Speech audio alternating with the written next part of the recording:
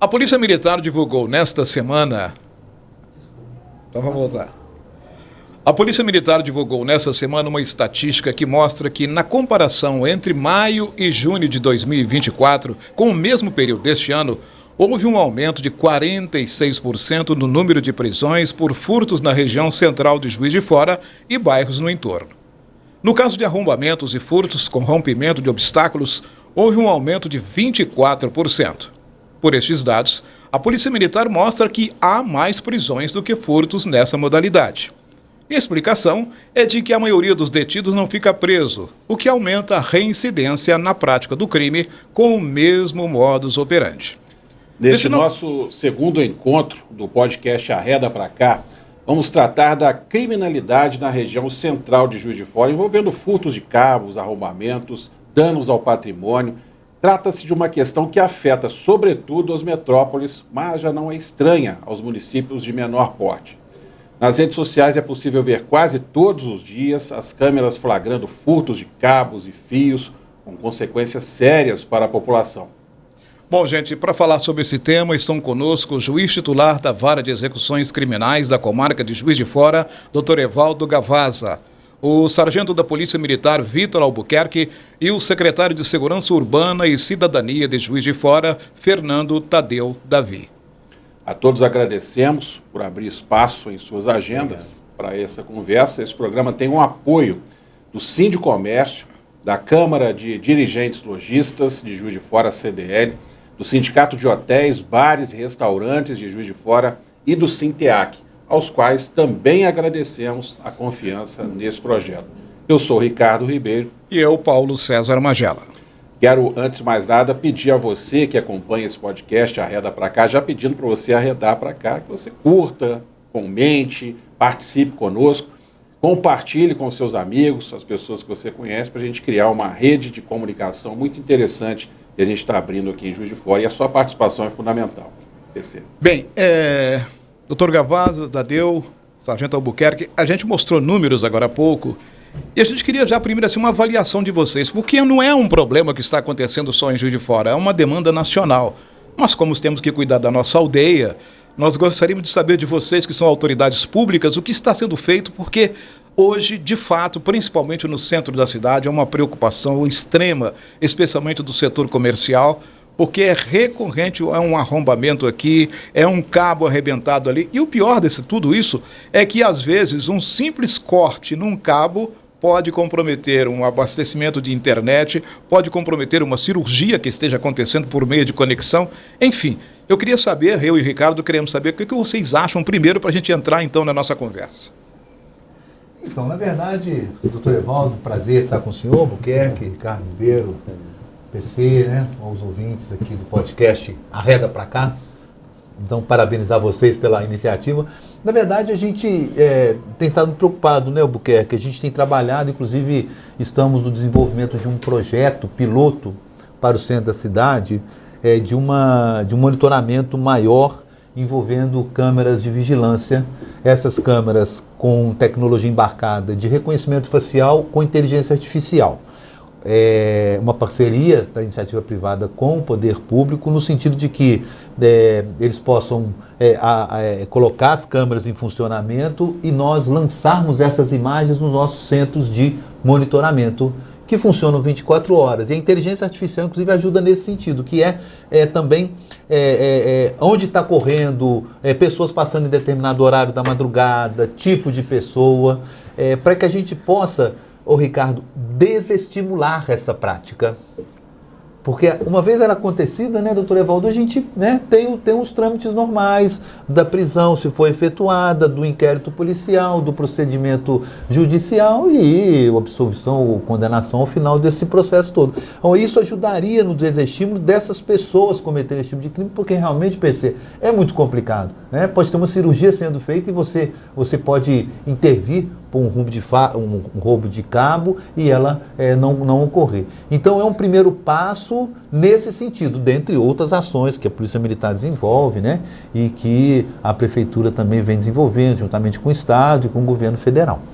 Do ponto de vista de equipamento, de trabalho de prevenção, tem sido feito um trabalho até reconhecido por parte da população e até pelos comerciantes, não há dúvida quanto a isso. Mas talvez o questionamento maior, e aí entra um estímulo maior para que isso venha acontecendo, sargento, é que a polícia vai lá, prende o cidadão, leva para a delegacia, no dia seguinte, um outro, ocorrência de furto em rua tal, você chega lá, esse cara eu levei para a delegacia ontem e está fazendo aqui de novo. E recorrente, uma, duas, três, várias vezes vocês têm feito isso, encontrando em ocorrências pessoas que já cometeram até mais de 10 furtos em um período curto de tempo. Como é que é esse trabalho que a gente chama, popularmente falando, de enxugar gelo nesse cenário? Na verdade, o que acontece? Nós temos duas situações que a gente tem que analisar, né? A gente tem que analisar a fonte do problema e as consequências dele, né? A questão das consequências é exatamente o que você diz agora, né? A questão de enxugar o gelo, né? Nós realmente precisamos de efetuar abordagens, de fortificar o nosso policiamento em horários específicos, aonde está acontecendo a maior incidência criminal, nos locais aonde estão acontecendo a maior incidência criminal. Nós buscamos projetos como esse que o Tadeu falou, que é um projeto de melhoria do monitoramento, onde isso vai potencializar a ação policial, uma vez que, por exemplo, eu posso estar na Rua São João, mas conseguir ter imagens da Rua Santa Rita. E isso nos ajuda muito na questão da prevenção e na questão também da repressão qualificada do crime. Esses indivíduos, eles têm um modus operandi bem característico, eles trabalham em duplas, eles se ocultam quando da chegada das viaturas policiais, e é muito difícil realizar a abordagem deles e a prisão em flagrante. Esses sistemas de monitoramento, eles facilitariam muito a nossa abordagem, porque a gente vai ter a visualização antes do momento da chegada da viatura no local, na rua, no caso. Então, essas questões são questões que estão sendo trabalhadas, como também a questão do acompanhamento dos moradores em situação de rua, né? Isso aí a gente começa a vincular, fazer o vínculo com a fonte, né? A consequência está aqui, está instaurada, todo mundo consegue visualizar isso em todas as redes sociais, mas a fonte disso é um crescimento exponencial do número de moradores em situação de rua na nossa cidade. Esses moradores em situação de rua, a maior parte deles dependentes químicos. E a gente sabe que quem tem a possibilidade, teve aí, infelizmente, o desprazer de ter o convívio com algum familiar que tenha a dependência química, sabe bem do que eu vou falar aqui. Ele vai vender, ele vai furtar para poder vender o produto do furto. Aliás, começa vendendo as coisas de casa. Né? Exatamente. Até que o momento em que... E isso é uma coisa bem interessante. A gente tem feito um acompanhamento desses moradores em situação de rua e nós acreditávamos que a maior parte deles vinha de fora da cidade. E, na verdade, nós fomos surpreendidos ao fazer essa análise, que a maior parte é de Juiz de Fora mesmo. Nós temos aí mais de 60% de Juiz de Fora. Isso significa que são pessoas em que as famílias já não conseguem mais conviver com essa pessoa dependente químico no seio do seu lar. Então, o que acontece? Essas pessoas elas vêm para a rua. E estando na rua, elas têm que subsidiar, né, a dependência química dela, fazendo esses pequenos furtos. Eles já perceberam que o furto ele é mais interessante do que o roubo, que é uma subtração mediante violência ou grave ameaça, porque a pena é menor, né? Então, assim, eles praticam os furtos, eles não têm um embate direto com a PM, eles têm a pena menor, e aí a possibilidade de estar na rua num período mais curto, né, delinquindo novamente, e ali e aí está a nossa incidência criminal. Exatamente aí que está a nossa incidência criminal. Nós temos uma estimativa,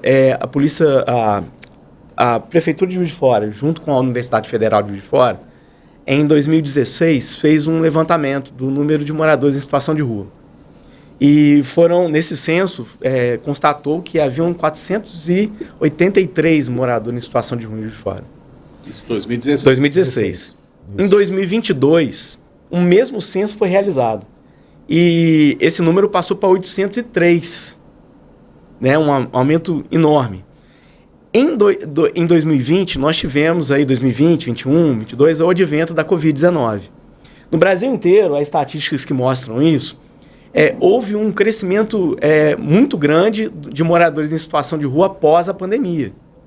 E há um dado estatístico, no portal do gov.br mesmo tem esses dados estatísticos lá, se vocês quiserem procurar, que fala que 85% dos moradores em situação de rua, eles se concentram nos centros regionais, como é o caso de Juiz de Fora.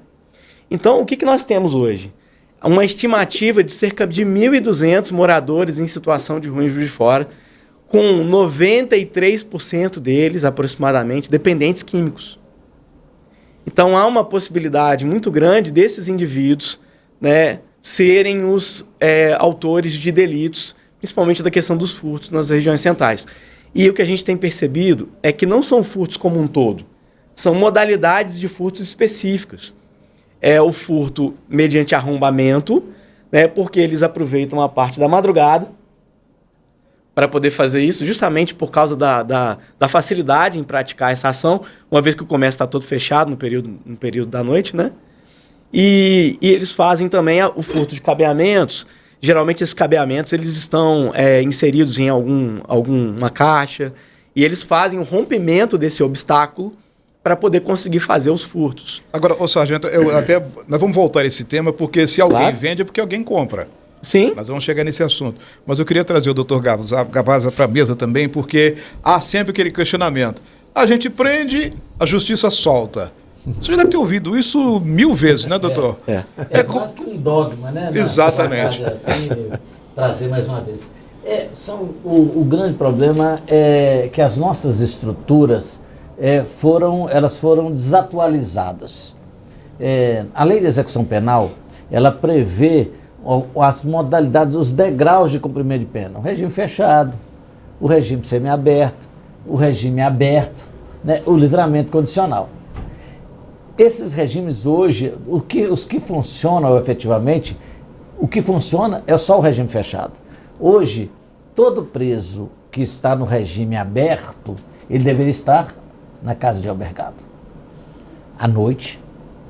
Se nós pegarmos que grande parte dessas pessoas que se envolvem nessas, a gente chama de reiteração criminosa. Vamos falar em reincidência, porque a pessoa às vezes nem foi julgado ainda. Essa reentrada no sistema. Alguns deles são egressos do sistema prisional. Eles saíram precocemente do sistema prisional. Eles não passaram por essas fases que a gente chama de ressocialização ou reinserção social. Por quê? Porque os regimes não cumpriram as suas finalidades.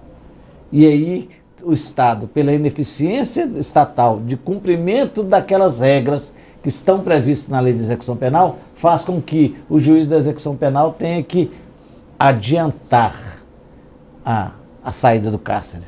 É o que fala-se muito, o desencarceramento. O desencarceramento. Mas o senhor mesmo lá, quando na audiência, fala assim, bom, você já esteve aqui umas 19 vezes, né? Você fala com isso vai acontecer. E não é difícil as pessoas entenderem. Primeira regra.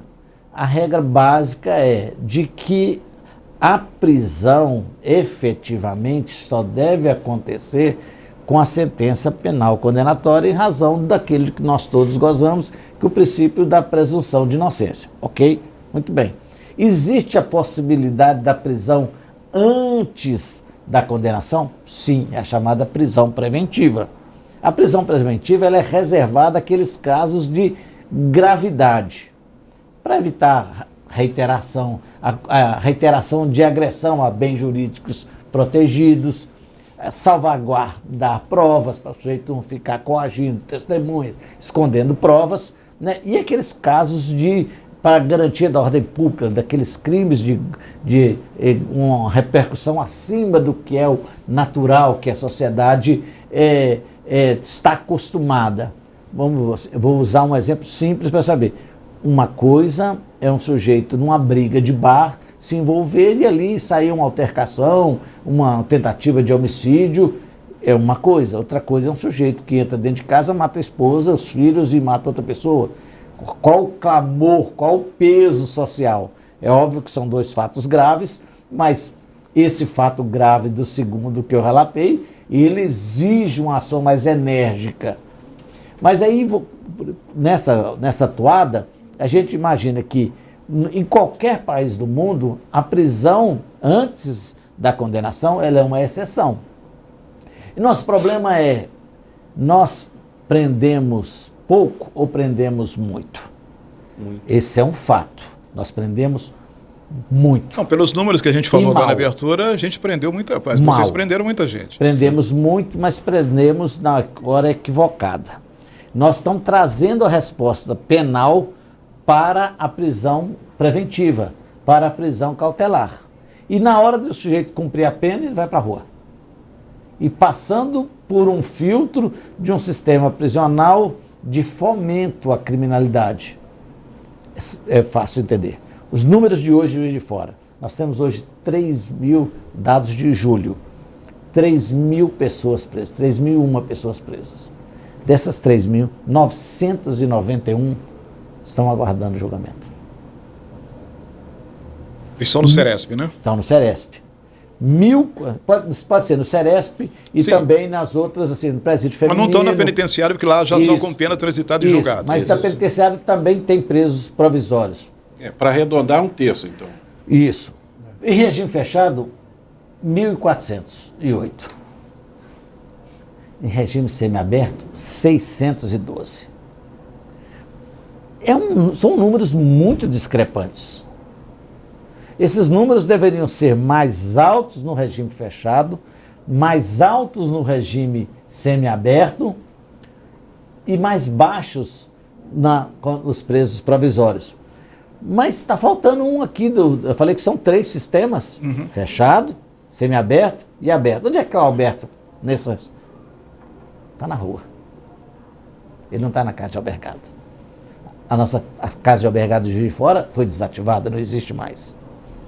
Se nós pensarmos que temos que avaliar desses casos envolvendo essas ocorrências, e por que os centros urbanos? Por que o centro? E aí o comerciante vai conseguir compreender bem, e a população em geral. É o fomento, é o lugar que tem a oportunidade da vítima. Um exemplo clássico. Na época da pandemia, em Minas Gerais, nós colocamos cerca de 14.000 pessoas em prisão domiciliar na época da pandemia. De 14.000 pessoas, apenas 2.000 e poucas retornaram para o sistema prisional. 12.000 delas continuaram mantendo a regularidade. Por que aconteceu isso? E os índices de criminalidade na época da pandemia despencaram. Por quê? Não há dúvida nenhuma que um componente é a oferta de vítimas diminuiu. O comércio não tinha ninguém na rua, as casas ficavam sempre habitadas, né? Os comércios sempre protegidos, vigiados.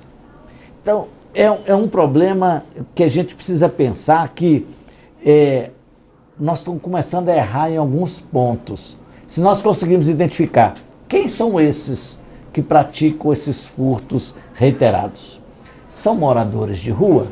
São. Bom, nós precisamos verificar qual o tipo de tratamento nós vamos dar para essas pessoas com essa vulnerabilidade que vai gerar uma agressão a um bem jurídico. Dessas pessoas, quantos são egressos do sistema prisional? Qual o horário de acontecimento desses furtos? O sargento deve ter esses dados, mas na maioria deles ocorre entre 20 horas e 6 horas da manhã. Se nós tivéssemos os presos do regime aberto recolhidos em casa de albergado, nós diminuiríamos esse número de pessoas. Mas, nós temos outros pontos. Aqui nós temos uma monitoração eletrônica, mas não tem, as pessoas não estão com tornozeleira eletrônica? Estão.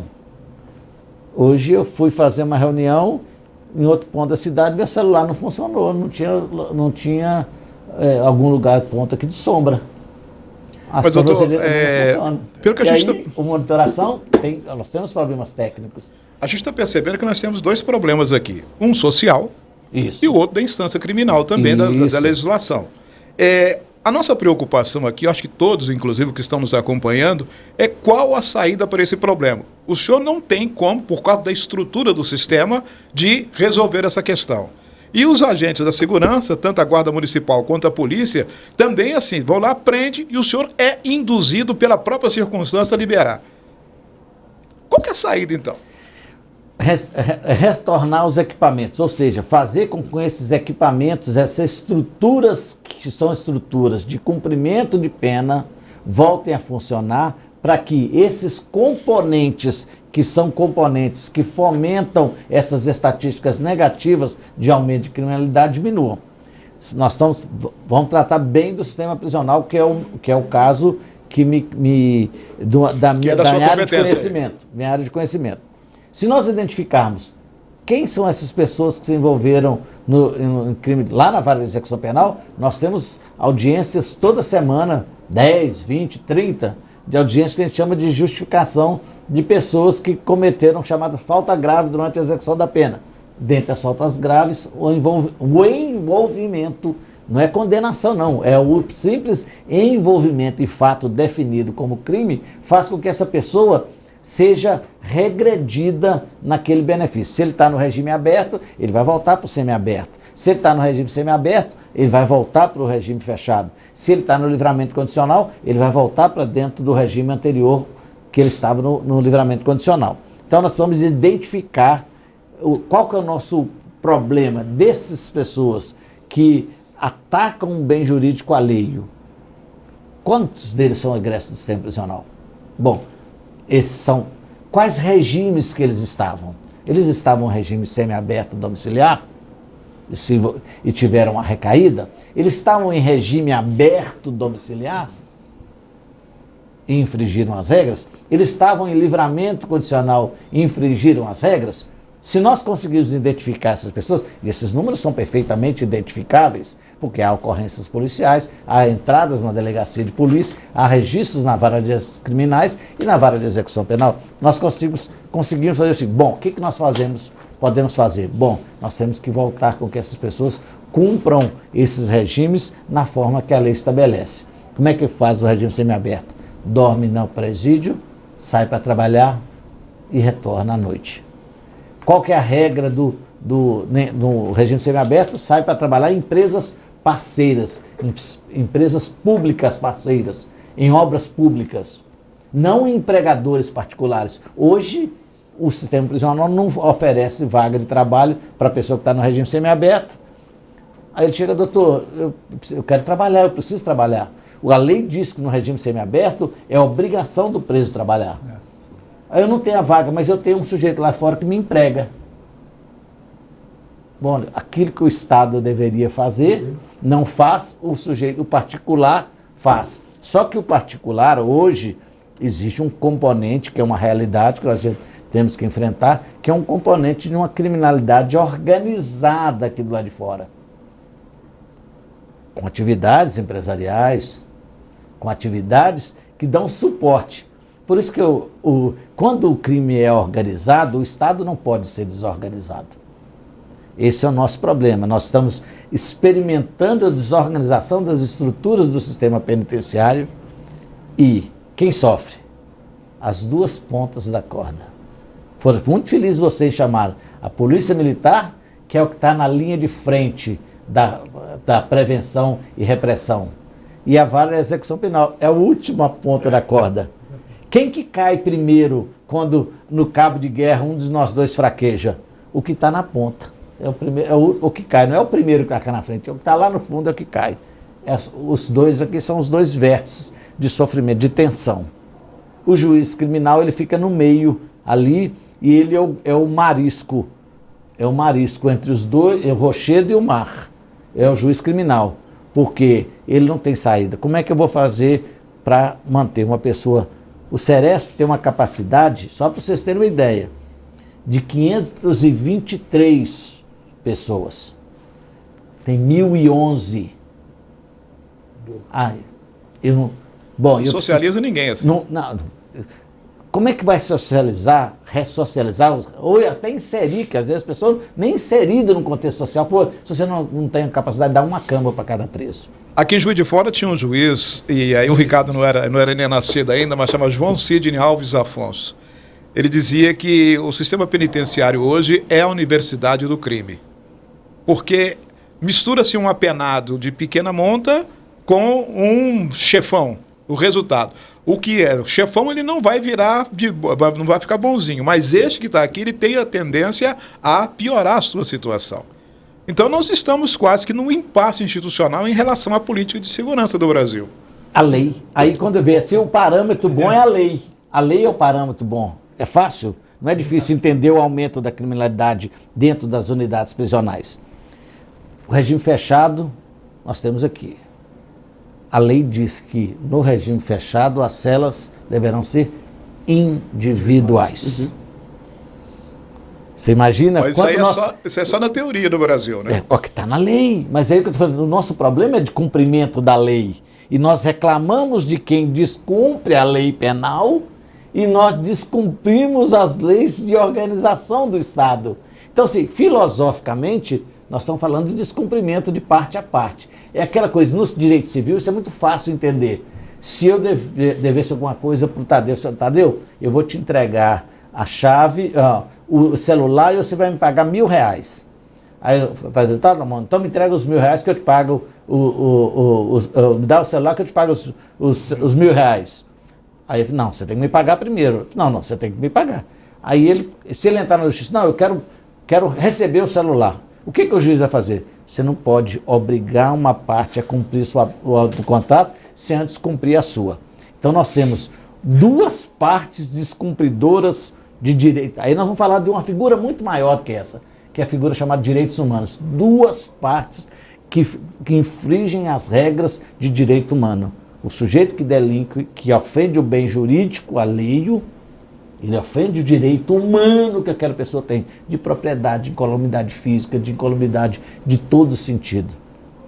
E nós, do Estado, infringimos a lei ao permitir que o Seresp tenha 1.011 com 523 camas. Nós não vai dar certo. Eu posso pegar carona? Desculpa. Não, eu queria falar assim, né? Os dois pontos que você colocou, PC, o legal, que o doutor Evaldo, né, colocou com muita clareza, e o social, né, Albuquerque? Nós temos um problema social. Né, o Albuquerque acompanha e a gente está fazendo junto. Eu tenho pessoas dormindo na rua que delinquem, né? Mas eu tenho pessoas que dormem na rua porque não tem dinheiro para ir para casa. Eu tenho pessoas que dormem na rua porque fazem recolhimentos recicláveis e como eles fazem o recolhimento de segunda a quinta para na sexta receber, eles também não vão para casa. Estamos diante, né? Essa noite vocês nos ajudaram muito, nós estamos com imigrantes na rua aqui de fora.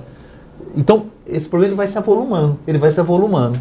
E a dificuldade, eu vou falar uma coisa, vocês me perdoem, tem gente delinquindo na advocacia, né? Não é só na pobre de rua, não, tem lá no jornalismo. Então, o meu colega eu substituí um magistrado que foi condenado por corrupção. Faleceu, que Deus o tenha, mas a criminalidade não é... Ela não é só não andar de baixo, não, né? Não existe isso. Eu faço uma brincadeira, né? Por que os juízes delinquem menos? Porque estatisticamente nosso número de juízes é menor, o número dos advogados. Por que parece que os advogados delinquem mais? Sim, porque os advogados, o número de advogados é muito maior do que o número de juízes. Isso é só para as pessoas entenderem que estatística mostra muito pouco ou quase nada. Né? Diz que existem três grandes mentiras, né? A mentirinha, a mentira cabeluda e a estatística. Então a estatística não serve para nós. O que nós temos que fazer é fato. Esse é um fato. O crime organizado está dentro das penitenciárias. Por que o crime organizado lá no sistema penitenciário federal ele não se sustenta? Por que os grandes criminosos preferem ficar na justiça dos estados ao ir para o sistema penitenciário? Porque lá as celas são individuais. Lá não tem contato. E aí eu queria pegar um gancho no que o PC falava no início também, até para inserir de novo o sargento nessa conversa, porque a gente acompanha no dia a dia o trabalho do Ministério Público, do próprio Judiciário, conseguindo deflagrar ações e entendendo como é que funciona essa teia da corrupção, de grandes crimes. Como é que numa ação, que a gente está falando de 1.200 pessoas, vamos imaginar que dessas 1.200, 10%, 5% estejam nessa situação que a gente está falando aqui de reiteradas vezes praticar os crimes. Vocês não conseguem identificar as pessoas que estão alimentando esse comércio criminoso para incentivar que essas pessoas continuem fazendo isso? Então, essa é aquela pergunta que eu fiz.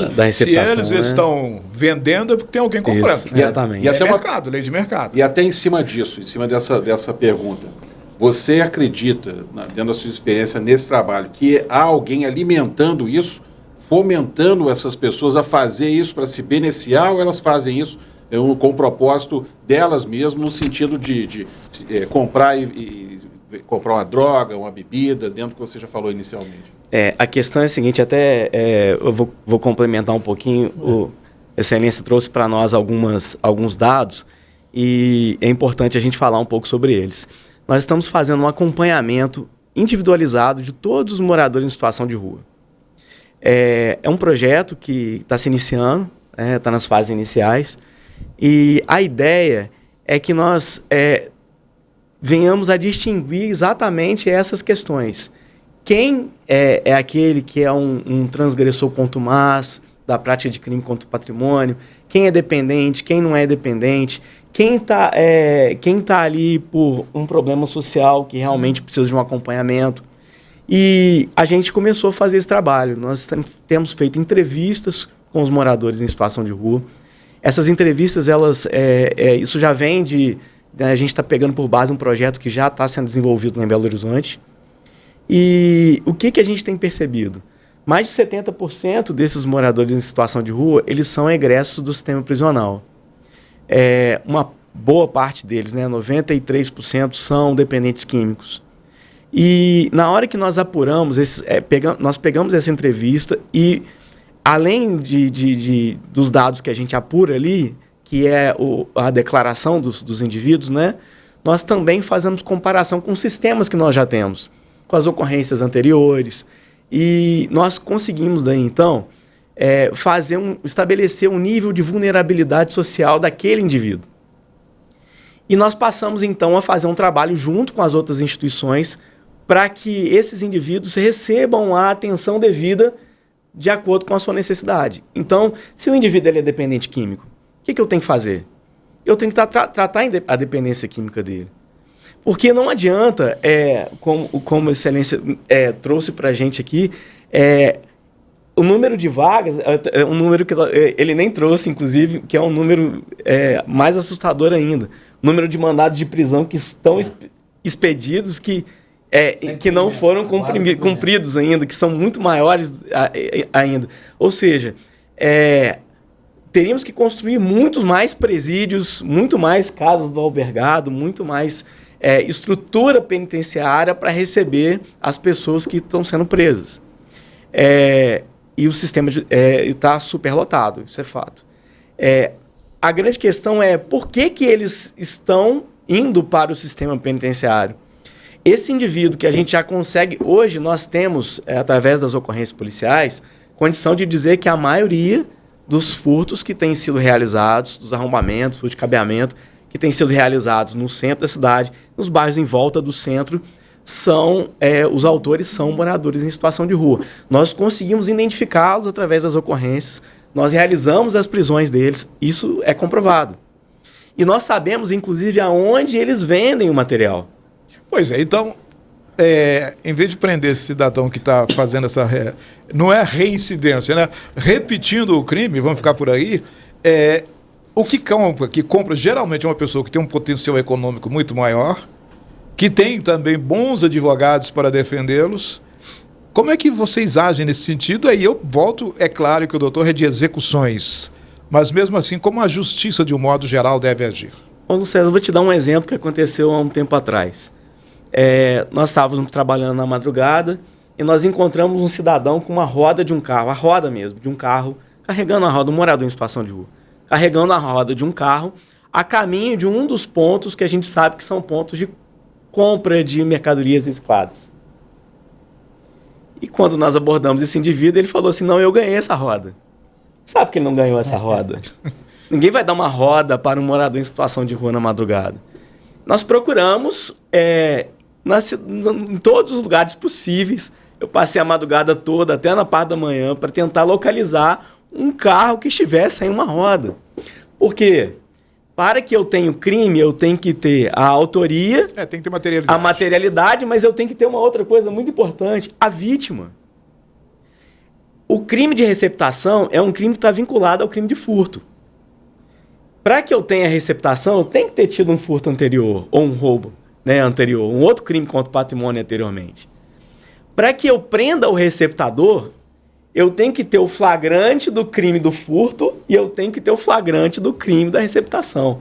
Isso é extremamente difícil acontecer. O flagelo da humanidade na atualidade é o consumo excessivo de drogas, de entorpecentes. Esse é o flagelo da humanidade.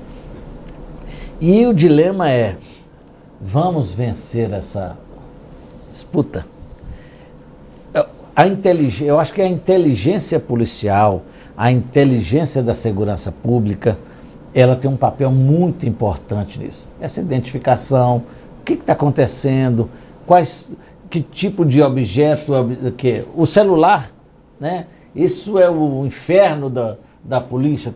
Imagina quantos celulares que se furtam. Nós estamos falando de cabo de energia, mas o número de celulares furtados e de ocorrências que nem são reportadas, que as pessoas são furtadas e falam, não vou recuperar nunca mais.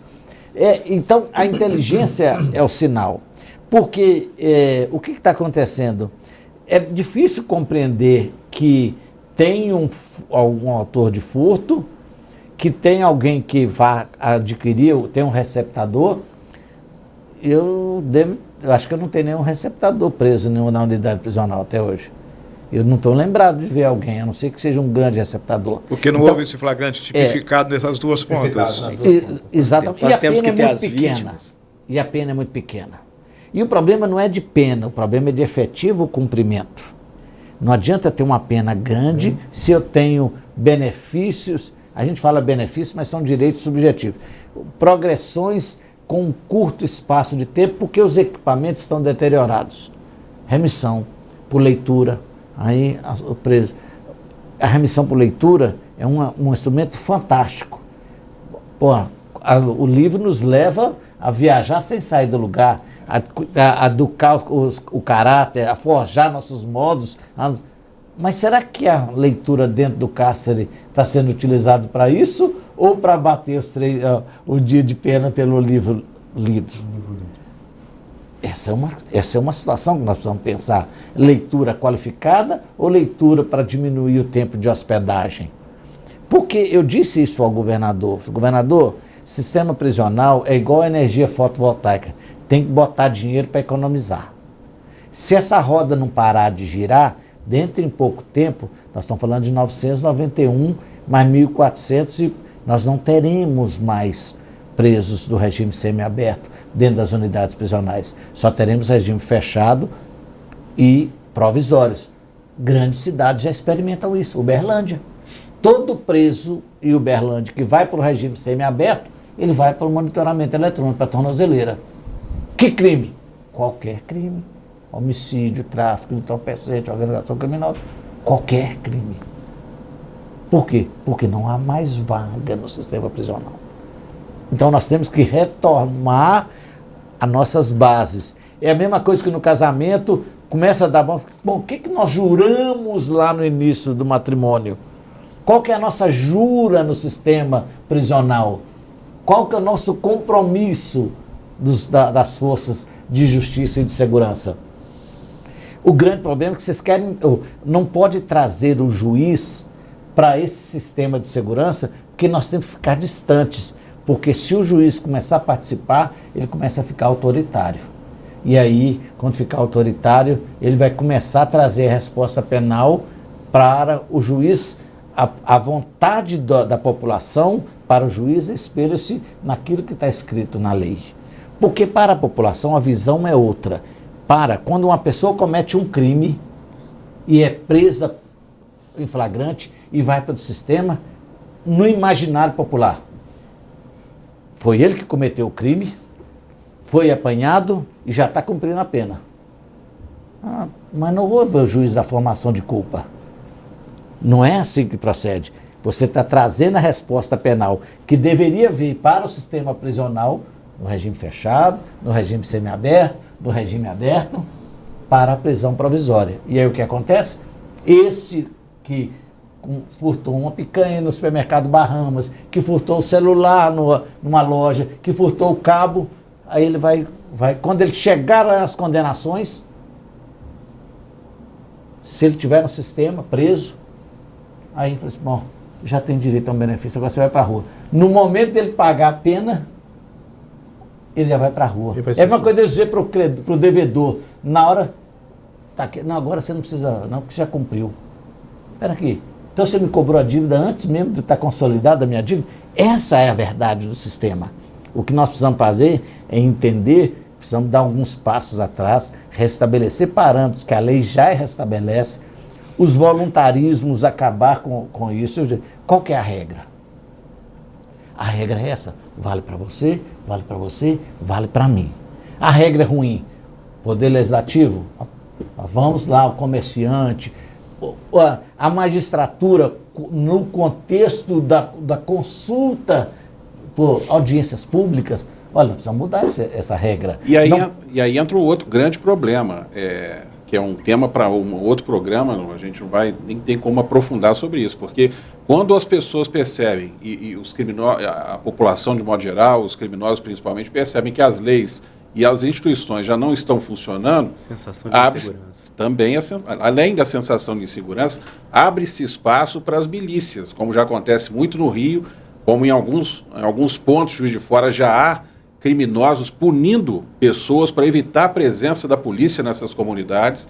E quando não se tem, e quando essas pessoas ficam soltas e a população não tem mais essa sensação de que não há mais a quem recorrer, há esse risco de a cidade passar a viver uma punição alternativa de quem está aquém da lei. Né? Isso já a doutrina, a filosofia já diz, chama-se autotutela.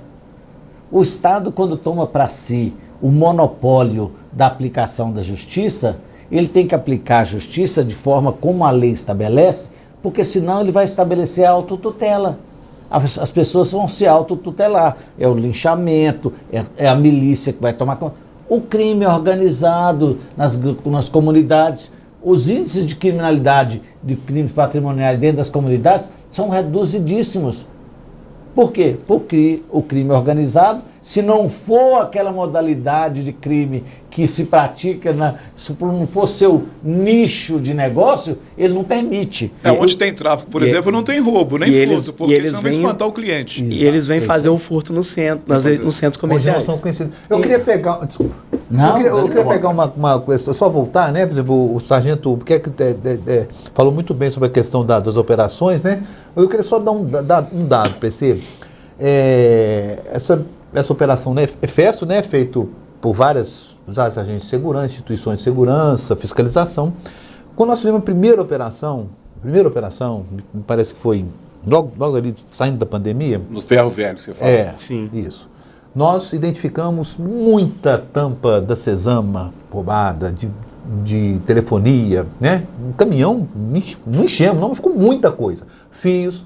E a questão correta, colocada, porque eu tenho que identificar, né, a vítima enfim. Mas procedência desse produto, não tinham. E tem uma lei que foi aprovada na Câmara Municipal. Exatamente, eu ia falar sobre isso. Então, agora, veja bem, lá atrás nós recolhemos isso. O sargento Albuquerque falou que o modus operandi mudou. Recentemente nós recolhemos o quê? Isso de mercadoria. Mudaram. A gente tem identificação de que tem gente vendendo em bar. Eles estão fazendo a subtração, de, por exemplo, furto de cabeamento de ar-condicionado. De ar-condicionado. A gente não consegue identificar de onde vem. É um pedaço de cobre. É um pedaço de cobre. Eles pegam um fio, eles queimam o fio, tiram o pedaço de cobre. Porque o cobre, ele é muito mais caro para ser vendido do que os demais materiais recicláveis. Então, eles utilizam o cobre. A Guarda Municipal, né, prendeu, acho que ontem, eu não me lembro agora, um rapaz furtando uma bateria de um carro. Sim. Não foi isso? Na madrugada, na rua Santa Rita. Na Santa Rita.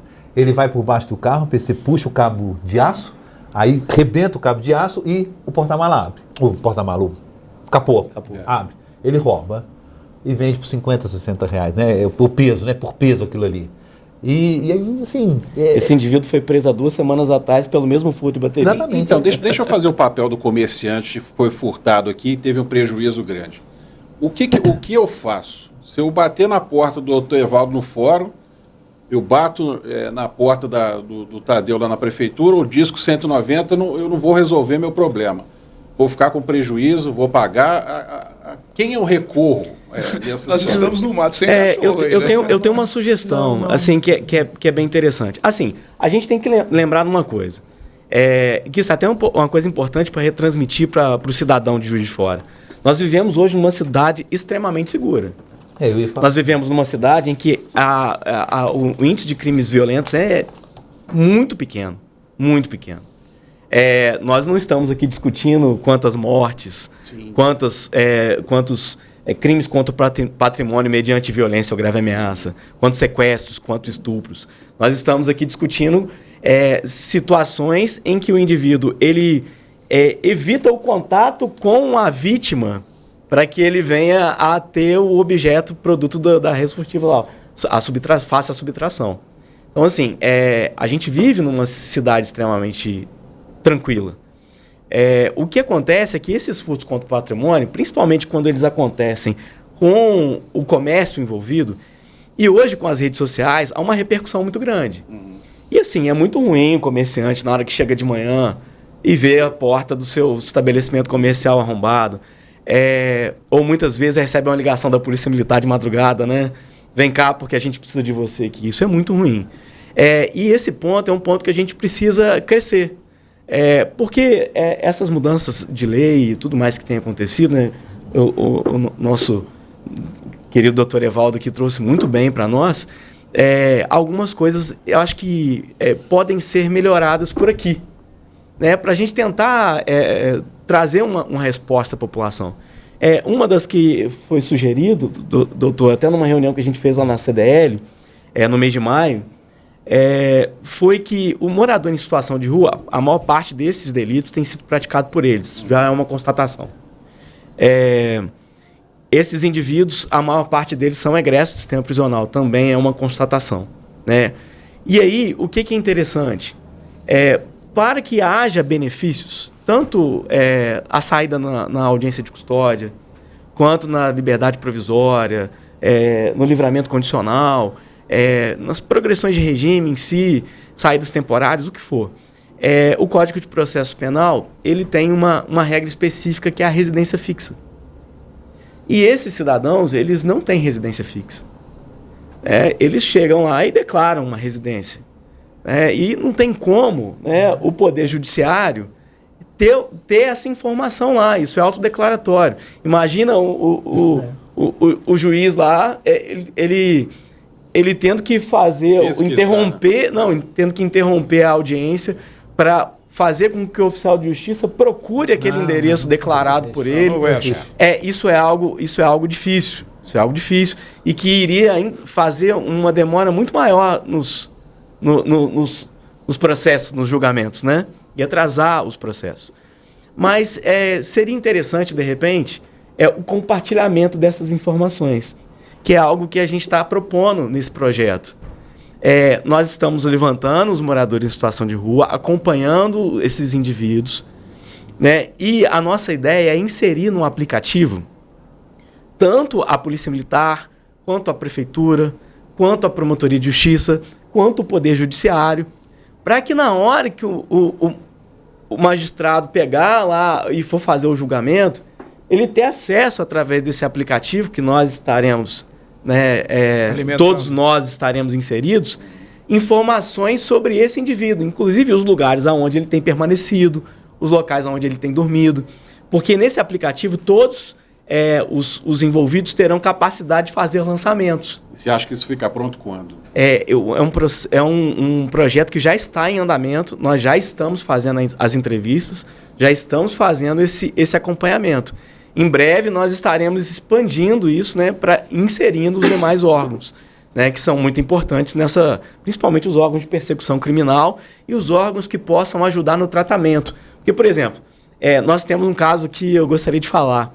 Eu abordei um cidadão em situação de rua há poucos dias. Nós fizemos essa entrevista, fizemos o nível de vulnerabilidade social dele e ele é viciado em crack. Mas nós fizemos um contato com a família e percebemos que a família ainda não tinha desistido dele. Ele estava em situação de rua há 3 meses.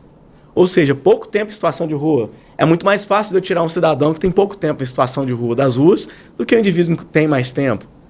E aí nós fizemos todo um planejamento voltado para ajudar esse indivíduo. Hoje ele está internado dentro de um centro terapêutico há 1 mês e meio abstinente do uso do crack.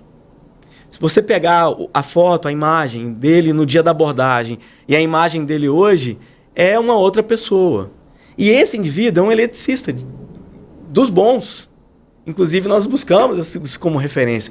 Ou seja, eu não preciso nem qualificá-lo depois para que ele seja reinserido no mercado de trabalho. Eu preciso trazer a ele o tratamento adequado para que ele se livre da dependência química, para que ele retome a dignidade. E a família está inserida nesse processo. Eu imagino que se a gente juntar, né, que é a ideia do projeto, as instituições, as faculdades, universidades, a prefeitura, o Poder Judiciário, o Ministério Público, a polícia, para que a gente consiga fazer os encaminhamentos devidos desses indivíduos com dependência que queiram se tratar, e aí um dado muito importante, quase 60% dos abordados querem tratamento, com internação. Interessante. Então a gente fala muito de internação compulsória, mas na verdade eles querem o tratamento. Uhum. Então, assim, se a gente conseguir fazer isso, nós trabalhamos na fonte do problema maior.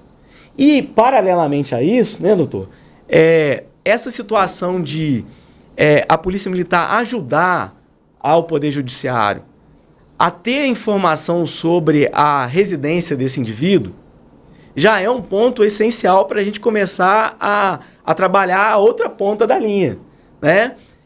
Porque fica muito mais fácil de fazer a manutenção desses indivíduos no caso de uma prisão preventiva, né? Fazer a manutenção da prisão preventiva. Porque ele não tem a residência fixa. Perfeito, muito interessante. Eu queria trazer o Tadeu Davi também para uma outra questão. A prefeita Margarida Salomão, aqui mesmo nesse programa, ela antecipou alguns detalhes ainda tornar a guarda também agora armada, aqui em Juiz de Fora. A gente sabe, assim, por informações que a gente recebe, que os guardas têm muita dificuldade, principalmente à noite ou em lugares ermos, com apenas aquele equipamento. Repita o nome, Albuquerque, como é que chama? Taser. Taser, né? Só com taser ele não vai entrar em determinadas regiões. Em havendo agora o armamento para a guarda com devido treinamento, com autorização da Polícia Federal, enfim, tudo isso conseguido, todos os protocolos, a Guarda Municipal ela poderá também atuar à noite na defesa de próprios públicos ou do centro da cidade, que é o lugar de maior ocorrência? Como é que vocês vão trabalhar nesse sentido na cidade? Então, na verdade, Paulo César, nós tomamos muito cuidado com esse processo, né, com a iniciativa, aprofundamos bastante, conversamos com vários profissionais envolvidos na área, professores. Então, é isso que você falou, é um processo longo de treinamento, de capacitação, psicotécnico, né, para que eles possam utilizar. Para você ter uma ideia, eles treinam mais de 280 disparos cada profissional para ter, consequentemente, uma boa guarda da arma. A Guarda Municipal ela é armada porque na lei do Estatuto das Guardas Municipais, né, no primeiro artigo, ela prevê uma guarda armada. E muito cuidado. Eu já fui questionado, né, depois do anúncio. E uma pessoa me questionou assim, mas você sempre, né, militante das causas sociais de muitos anos, o doutor Evaldo me conhece também há muitos anos, você não é contra a arma? Eu sou e continuo sendo. Continuo sendo porque, né, a arma ela é para um agente de segurança. Eu sou contra a arma, eu tenho uma arma. Apesar de eu estar inserido no coisa, mas eu não sou um agente de segurança. Então, deixar isso bem claro, que eles poderão ir a alguns lugares que eles não vão hoje, poderão fazer ações, né? Não que não queremos a parceria, porque para nós é muito bom a parceria com a PM, temos avançado muitas coisas, mas fazer abordagens sozinhos, em lugares que você possa ir sozinhos, né? Para que a gente possa verdadeiramente aumentar essa situação. A Margarida, a prefeita, tem dito muito assim, aumentamos os espaços públicos, né? Praças, o mercado municipal, o ginásio, o estádio, tudo funcionando, o museu funcionando. Você tem que dar essa resposta também. As pessoas esperam uma resposta mais qualificada. Essa qualificação também passa pelo processo de armamento. Para finalizar, eu digo sempre o seguinte, nós estamos diante, como o doutor Evaldo disse, de um crime organizado, né, Buquerque? Pessoas extremamente capacitadas, né? As ferramentas que eles estão utilizando para roubar cabo de aço não é ferramenta qualquer, não é qualquer chavinha de fenda, não. São equipamentos. Então é gente que conhece. Então a gente estar preparado para essa resposta. Mas a arma é essa resposta? Sim, do respeito, da própria segurança do agente. Eu vou falar uma coisa dele que eu posso errar de pouco, né? 30 anos de polícia militar, né? Você conta no dedo de uma mão, né? A vez que você teve que tirar a arma. Não conta? Eu nunca efetuei disparo. Por quê? Porque tem uma outra conduta, e essa conduta é da capacitação que ele recebeu na Polícia Militar e tantos outros policiais. Então, PC, eu acho importante, da qualificação. A Guarda Municipal, quando fez a capacitação para iniciar os seus trabalhos lá atrás, há 17 anos atrás, ela também treinou com arma de fogo, e a gente agora está dando um plus para que ela possa cumprir o seu papel de policiamento ostensivo, que está inclusive previsto na PEC, né, da Segurança Pública, e que ela possa ajudar aí as forças de segurança com mais efetividade. A gente está chegando na reta final da nossa entrevista aqui, mas tem uma questão importante, secretário. Não sei se isso está sendo discutido nesse projeto de revitalização da área central, que também é importante nesse cenário todo que a gente está discutindo. Antigamente, e aí eu vou voltar ao... Essa fala que é do meu tempo. Eu já senti que ele olhou para mim, vocês perceberam, né? Aos 30, 40 anos atrás, acontecia esse tipo de furto, de crime, mas a região central era ocupada. Tinha boates, tinha discoteca, né, que se chamava na época, tinha bares e tudo, as pessoas frequentavam o centro. Há um tempo atrás, talvez um pouco antes da pandemia para cá, e a pandemia tornou isso mais forte, não se vê mais. Chega às 6, 7 horas da noite, o centro fica vazio. Mas esse aí é um problema das metrópoles, de modo geral. Tanto é que no Rio, o prefeito Eduardo Paes está fazendo um projeto lá de ocupação dos espaços do Rio de Janeiro. Por exemplo, a Praça Mauá, tem alguns edifícios lá que são de serviço público, mas outros estão sendo ocupados agora para moradias. Aquele Hotel Glória, por exemplo, agora vai virar residencial. Na Rua Venezuela, onde fica o edifício da noite, vai ser também residencial. Ou seja, é gentrificar a área central. A gente já falou sobre isso aqui, inclusive, né? Mas é um cenário que mudou bastante. Eu só queria acrescentar, só para você finalizar a sua pergunta aí, também trazer a todos para a conversa, o que é que nós podemos esperar daqui por diante. Não, mas é só para finalizar, nesse seguinte sentido. Nessas discussões da revitalização no centro, há algum projeto para tentar voltar a trazer as pessoas de novo para o centro e evitar essa desocupação, o que leva essas pessoas a ocuparem ilegalmente esse espaço? A discussão, sim, do centro histórico, os grupos que estão discutindo isso no âmbito da prefeitura, né? Que, vamos dizer que um processo mais interno. Logicamente, estamos conversando com algumas comunidades, mas existe sim, Ricardo. A gente tem pensado muito em incentivar, né, a utilização do centro. Nós temos muito comércio fechado, muitas lojas fechadas no centro, calçadão da Rua Alfred, né? A gente vê muitas lojas. Então, incentivar. Qual é a forma que a prefeitura poderia também incentivar as pessoas a utilizarem esses espaços de mais forma, moradias, né? Iluminação, né? Iluminação também. As trevas são o componente da criminalidade. Eu sou morador do centro, né? Eu quando os meninos crianças, meus filhos... Dá até medo andar no centro da cidade, mas em qualquer cidade. E hoje sim. A grande questão é essa reocupação. Como podemos reocupar com restaurantes, com funcionamento de... por exemplo, que tal pensarmos um comércio, algum tipo de comércio funcionando até 8 horas da noite, por exemplo? Inclusive, né? Essa é uma proposta que nós já temos feito para os comerciantes nas redes de proteção preventivas. Disponibilizando as viaturas policiais que já trabalham preventivamente para poder dar apoio aos comerciantes para abrirem suas lojas no período da noite. E aí, pegando o gancho da pergunta do PC para todos aqui, eu aí, voltando um pouco à minha adolescência, eu tinha medo da Rotan. Tinha. Os nossos amigos tinham medo da Rotan. Quando a gente via uma viatura da Rotan, a gente ficava preocupado, porque, opa, peraí, vou ficar quietinho aqui, porque eu não vejo essa sensação hoje nessa turma mais nova em relação às forças de segurança. Então, talvez, e eu vou voltar a esse tema, eu sei que é chato para vocês, mas eu preciso falar, da política de tirar os postos de polícia da visão das pessoas. Sim. Talvez, pelo menos no centro, não seria importante ter um posto físico ali para criar uma sensação de, opa, a polícia está aqui. O que acontece, Ricardo? A Polícia Militar tem 250 anos, né? Durante esse período, muito se evoluiu em termos de policiamento. Por que eu tinha antigamente, né, uma quantidade maior de policiamento a pé? Porque eu tinha muito efetivo e menos viaturas. Então, assim, vamos lançar um policiamento a pé porque é o que a gente tem. Vamos pensar assim. Só que hoje nós temos uma infraestrutura muito boa em termos de equipamentos.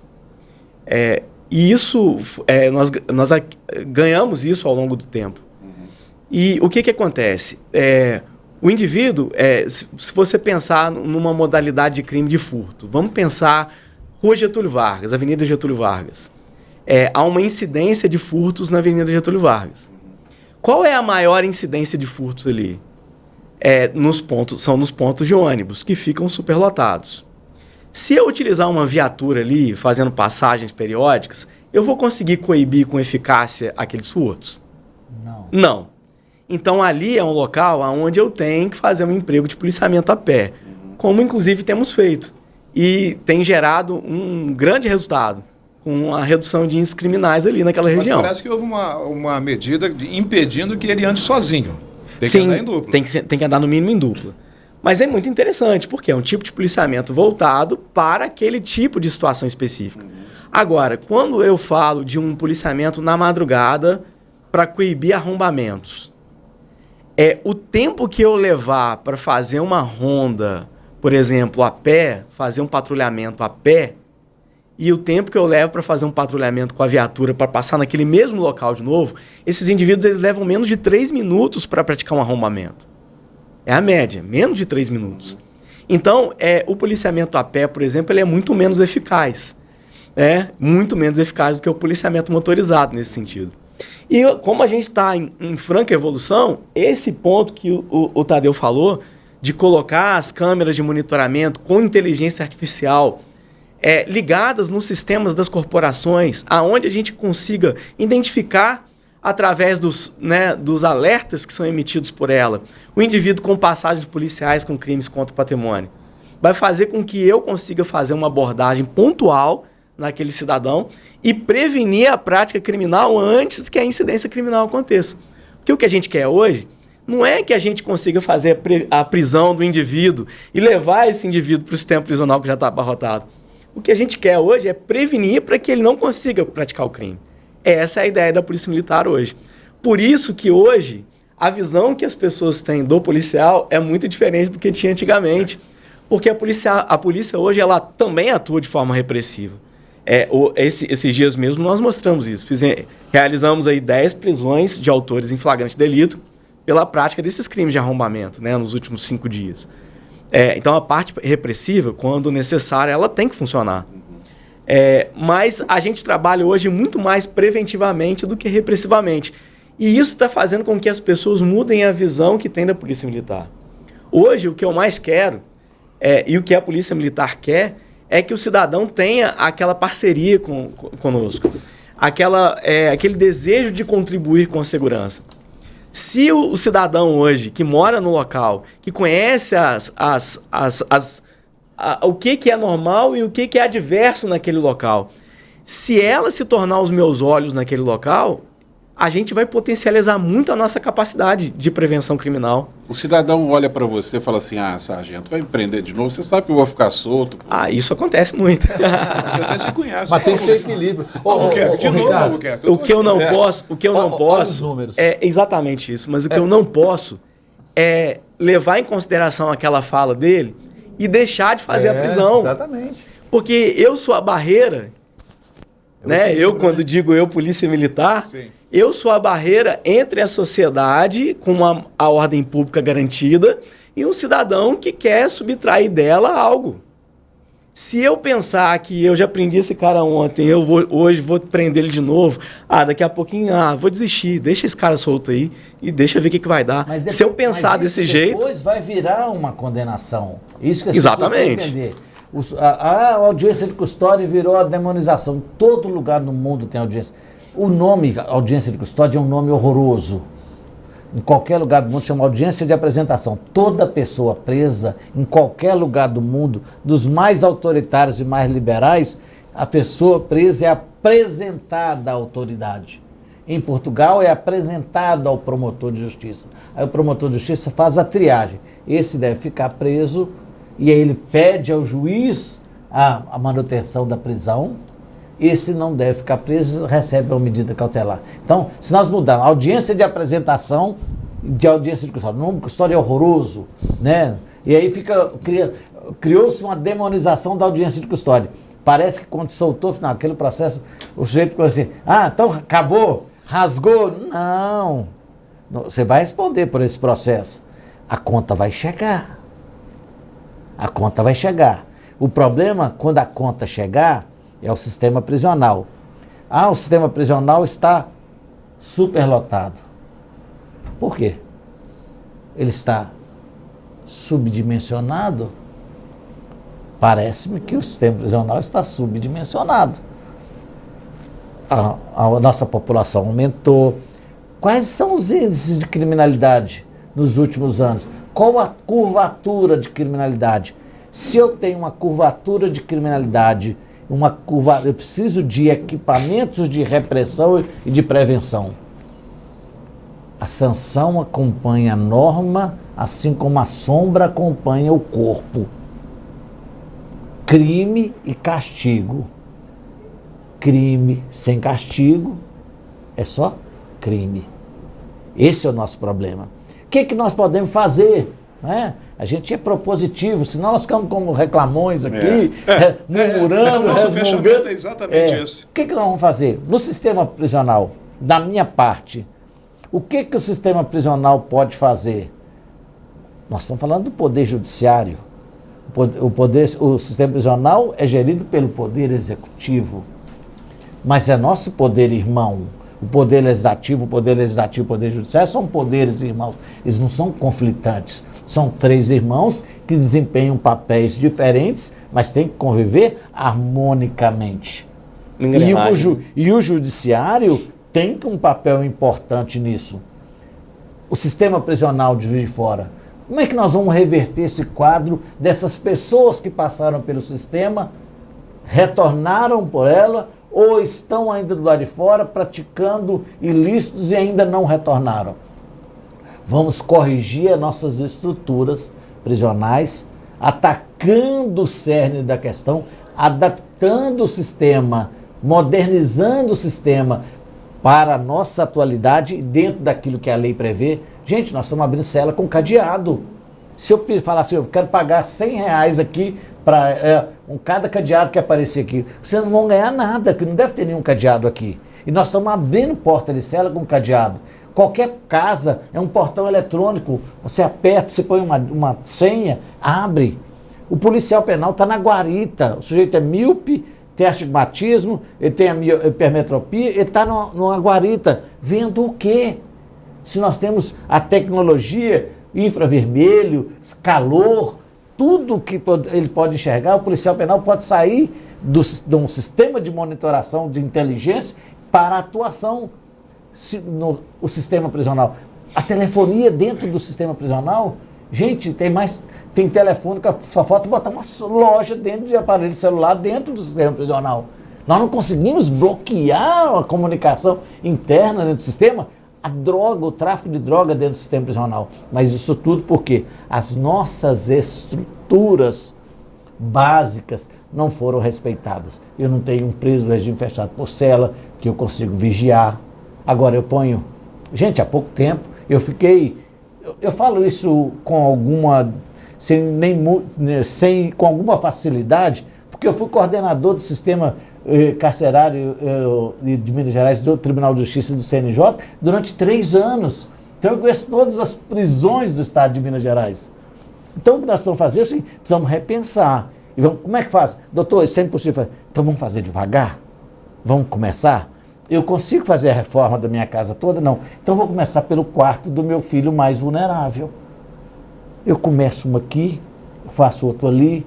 Então vamos recuperar nossas estruturas. As estruturas do regime fechado, aqui em Juiz de Fora. O que nós, a população, o que o poder, a prefeitura pode fazer, o que o comerciante pode fazer? Olha, eu tenho uma proposta muito boa para você, comerciante. Eu tenho uma mão de obra muito boa lá dentro, num custo muito baixo, que é a mão de obra prisional. O que você quer que produza dentro do sistema prisional? Você vai pagar pouco, porque ele não tem aqueles custos elevados de um seletista lá dentro do sistema prisional. Ele não precisa ficar zanzando na rua, ele vai sair da cela, vai para o galpão de trabalho, vai trabalhar, vai produzir, vai receber um dinheirinho para quando ele sair do sistema, ele tem um dinheiro para não ficar pedindo na rua, morando na rua. Você vai ter o seu produto produzido com um custo menor, vai vender com qualidade. E esse sujeito, quando sair do sistema prisional, ele vai para uma casa de albergado. E aí, mais uma casa de albergado é mais um tempo de prova de que nós vamos submetê-lo a uma prova de que, olha, você vai continuar trabalhando e aí você pode trabalhar em um outro lugar qualquer que você queira, pode estudar, mas à noite você vai ser recolhido a uma casa de albergado. A gente vai dar outras instruções que você para melhorar a sua reinserção social. Então nós precisamos reconstruir a casa de albergado em Juiz de Fora, que acabou, dentro da demanda atual, a várias execuções, nós sabemos quantas pessoas em regime aberto nós temos. Gente, a lei estabelece limitação de final de semana, que as pessoas de crime menos grave, que vão lá na sexta-feira, entram no sistema e sairiam no domingo à noite ou na segunda de manhã. Não tem como, não tem lugar para colocar. Então a gente restabelecendo esses equipamentos, essas estruturas, a gente começa a contribuir com a diminuição, porque a sanção passa a ser real. Hoje, ninguém quer mais ficar em livramento condicional. Olha, o livramento condicional era o benefício maior que existia na lei de execução penal. É a libertação antecipada.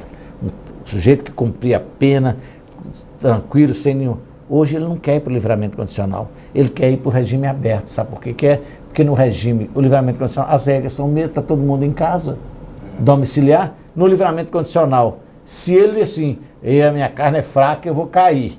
E o livramento condicional, se ele tivesse cumprir 5 anos, se ele cumprir 4 anos e 11 meses direitinho e cair no último mês, ele perde tudo.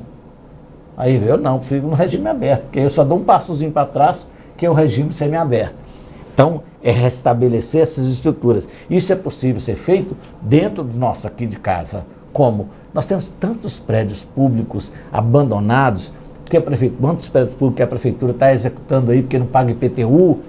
Às vezes, quem sabe a desapropriação de um prédio e equipar esse prédio para uma casa de albergado, nós vamos tirar todos esses indivíduos que estão no regime aberto domiciliar, vão para a casa de albergado. Aí nós começamos a tirar, entre aspas, a tentação. Perfeito? E aí, o preso trabalhando no regime semiaberto, nós não teremos regime semiaberto domiciliar, porque a lei disse é a lei que diz que o regime semiaberto é dentro de uma unidade adequada, trabalhando em obras públicas ou entidades públicas parceiras.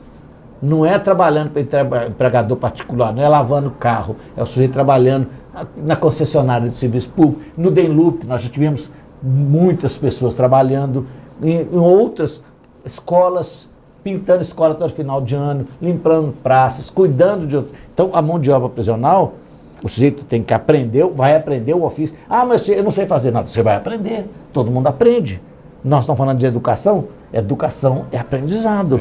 É interessante essa observação, só para a gente concluir com o sargento e com e com o secretário. Rapidamente, doutor Evaldo, só uma dúvida em relação à audiência de custódia. Se o sargento chega com a câmera dele acoplada lá no fardamento, mostrando que o sujeito que ele prendeu está claramente dizendo que ele cometeu o crime, que ele vai fazer isso de novo, que ele não se importa em ser preso, que ele vai roubar quantas vezes ele precisa, isso por si só já não deixa ele preso numa audiência de custódia? Não. Na audiência de custódia, o juiz avalia as seguintes situações: a legalidade da prisão, primeiro, se é um estado de flagrância, né? Esse é um grande problema que a gente precisa entender. O sujeito entrou e furtou a loja. A loja foi arrombada, tal. Perfeito. Aí, eu não sei quem que é. Quando chega aí 2, 3 horas depois, o cara fala, eu vi um cara passando aqui, que eu não sei o que lá mais, depois, ele aqui. Não, peraí, esse estado de flagrância é igual perfume. Porra, você tem que sentir, você tem que estar perto, tem que estar próximo ali. Não existe flagrante se eu não consigo identificar a autoria logo no início. E a lei já estabelece os casos. Então o juiz primeiro vai analisar a legalidade da prisão. E depois ele vai ficar, essa prisão é necessária ou esse sujeito pode responder o processo até o final? Porque a regra não é a prisão, o pagamento da dívida depois que a dívida é consolidada, e a dívida é consolidada com a sentença penal condenatória. Agora, o indivíduo que diz, não, se me soltar, eu vou fazer de novo. Se tiver uma gravação, eu duvido que tenha um juiz que solte. Mas não é isso que acontece. Chega lá, não fui eu, não sou agricultor, desconheço a semente. É sempre assim. Nós, seres humanos, somos assim. A culpa é sempre do outro. Não é assim, não foi lá desde lá. Adão, Deus perguntou a Adão falou, eu não, Eva. Eva, não, eu não, a cobra. É assim no sistema. Então a audiência de custódia é um prognóstico.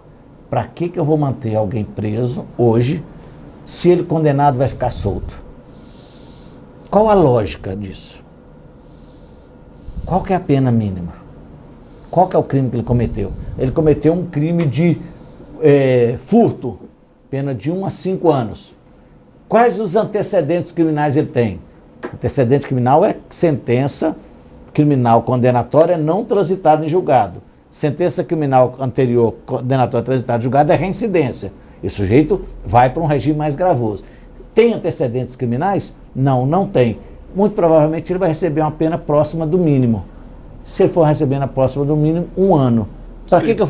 Cumprir 1/6 da pena e está na rua. Não, ele não vai cumprir 1/6 da pena, isso, né? porque 1 ano o regime é aberto. Sim. É a casa de albergado. Então, para que eu vou prender alguém se depois de condenado ele vai se livrar solto? Não há uma... A prisão é de natureza cautelar. É a mesma coisa de eu virar para você, você está me processando por uma dívida de R$500.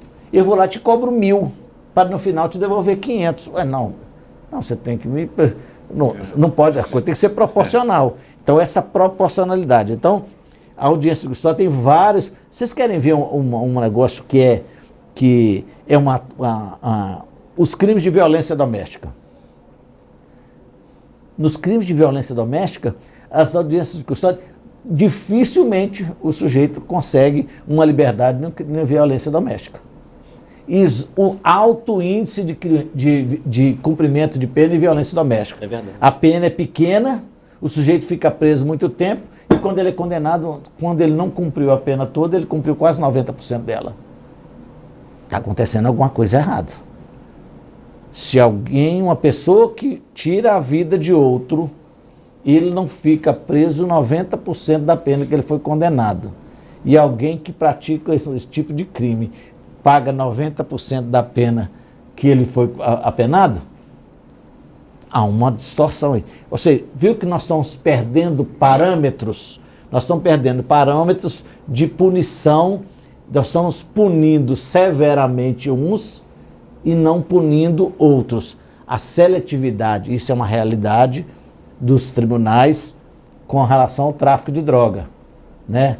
Hoje, se a polícia militar entrar na casa de uma pessoa suspeita do tráfico de droga, se ela não tiver uma justificativa plausível para entrar lá, muito provavelmente esse flagrante não vai ser ratificado e isso não vai resultar em condenação. Mas se a polícia militar entrar lá e prender ele batendo na mulher, essa prova é válida. Por que o tráfico de droga não é assim? A casa A Constituição diz que a nossa casa é asilo inviolável, salvo para prática delituosa.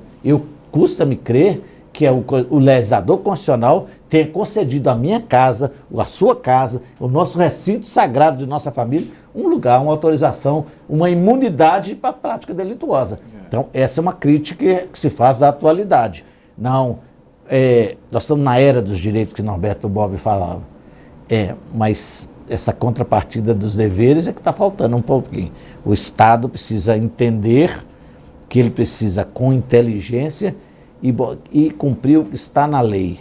O melhor remédio para a impunidade é o cumprimento da lei. E nós, em nenhuma das espécies, e é fácil, gente, nós entendermos isso é endêmico, é sistêmico. Não é difícil a gente entender. E a gente precisa entender o que está acontecendo conosco. Você vai andando aqui no centro. Tem várias placas de proibido parar e estacionar. A gente está parado e estacionando. Não, eu estou deixando meu filho na escola. A lei não diz que aqui tem uma exceção. É que é proibido parar e estacionar, exceto para deixar seu filho na escola. Ah, mas está errado aqui o sinal. Qual? Setor de trânsito, vão lá no setor de trânsito da prefeitura, vão tirar essa placa daqui, mas enquanto ela estiver aqui, ela tem que ser respeitada.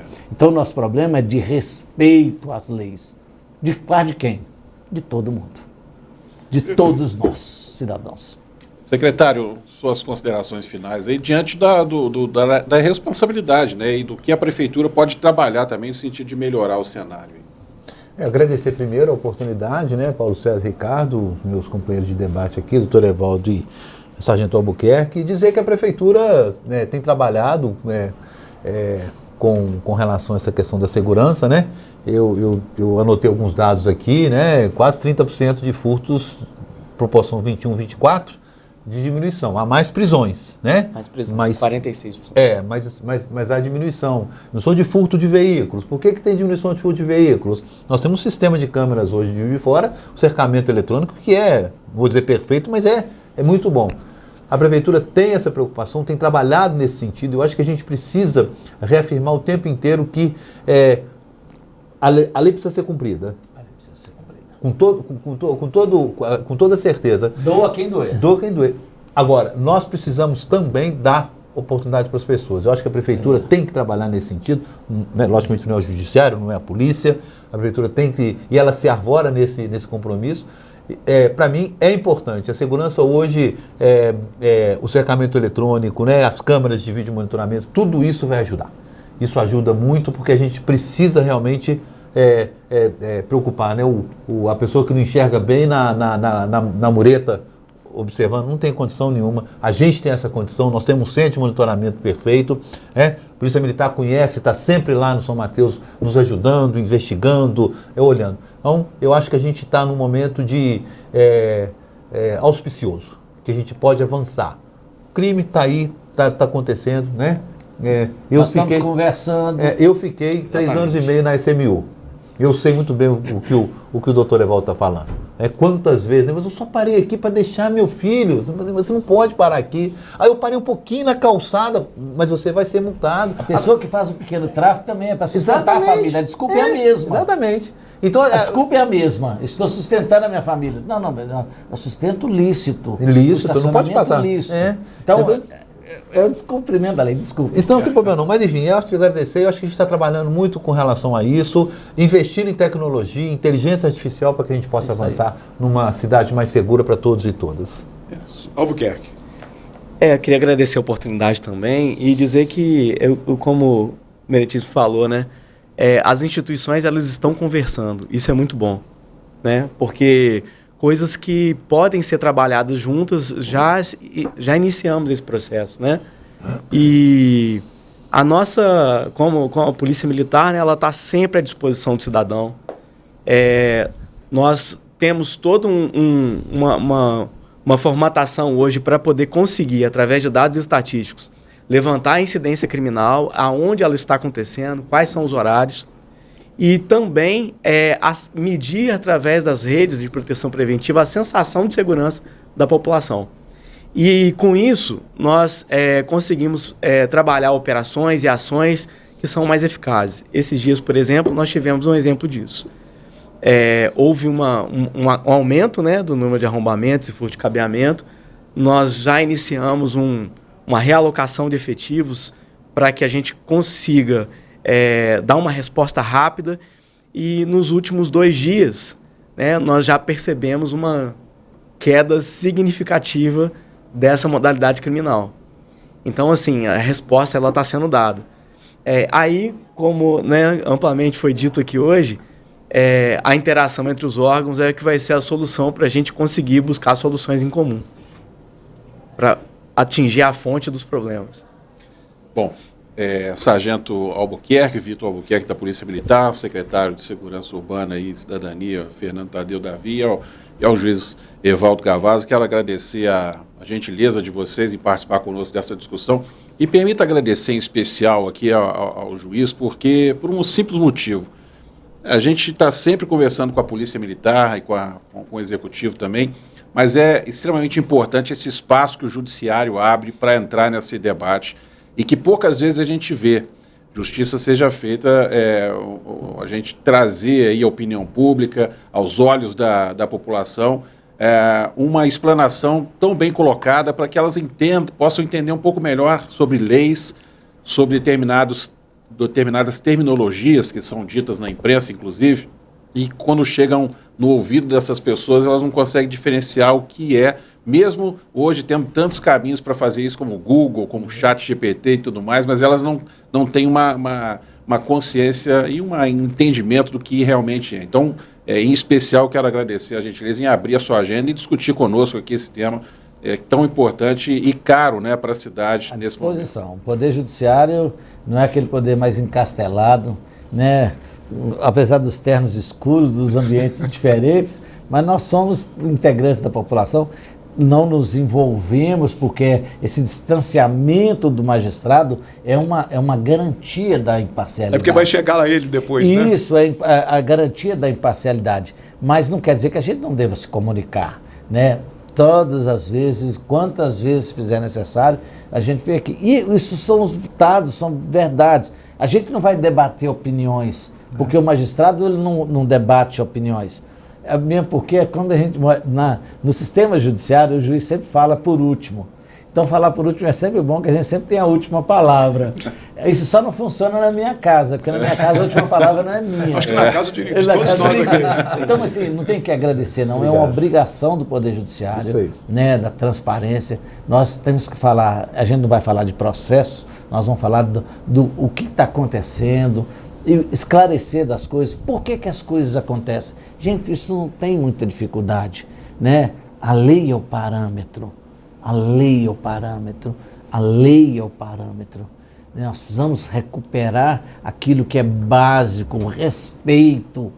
É o respeito, quando a gente começa a desrespeitar lá dentro de casa, aí começa, não há respeito fora de casa que sobreviva. Não agradeço todas as vezes que precisarem, falar sobre o sistema, né? O sistema. A gente fica brincando assim, poxa vida, mas prende e solta, mas nós estamos com 900 pessoas, como é que prende pouco? Voltaremos a falar sobre isso. Vamos falar sobre isso e, não, olha, estamos à disposição. O Poder Judiciário é transparente. Eu não saberia ser juiz, porque eu não sei nem o que é a última palavra, né? Assim como você falou. Todos nós não sabemos. E a gente quer agradecer especialmente a você que está nos acompanhando pelo YouTube. Na próxima segunda-feira estaremos de volta com novas discussões sobre a cidade. Juiz de Fora é muito cara para a gente, a região é muito cara. E o ser humano, que é o centro está de todo esse processo, é fundamentalmente importante para nós. Muito obrigado. Agradecer aos nossos parceiros. Com certeza. O Síndico Comércio, que está conosco aí, a CDL, a Câmara de Dirigentes Lojistas, o Sindicato dos Hotéis, Bares e Restaurantes de Fora e também o Sinteac. São 3 parceiros muito importantes. E o compromisso com o trabalhador, um trabalho bem bacana que o Sinteac faz na Zona da Mata. Com certeza. E a gente volta a se encontrar na semana que vem. Valeu, PC. Obrigado. Valeu, Ricardo. Um abraço.